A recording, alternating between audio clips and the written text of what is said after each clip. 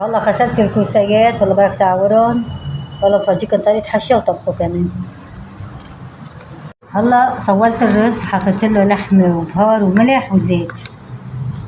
هون كوسة معور جاهز بهي الطنجرة، حطيته بقلبها الكنة بده عضهم هيك. بحركه بفرجيكم كمان.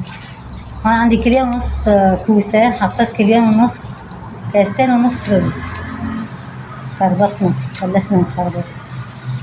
أنا خلصت تحريك الرز مع اللحمة، شوفي شلون صار بالشكل. هلا بدنا نحشي الكوساي نصها، بدنا نكتر نصها. وأنا مادام صورته هذا المحشي فرجيتكم طريقة طبخه، بس حبيت أفرجيكم اليوم كمان إيش طبختنا اليوم. أعطوني رأيكم. والله بعد ما خلصت حشيه طبقته بالطنجرة، هفرجيكم تحت لها هرشله الملح، شله النعناع، حطله رشة ملح الليمون عشان ما يفسخ الطبخ.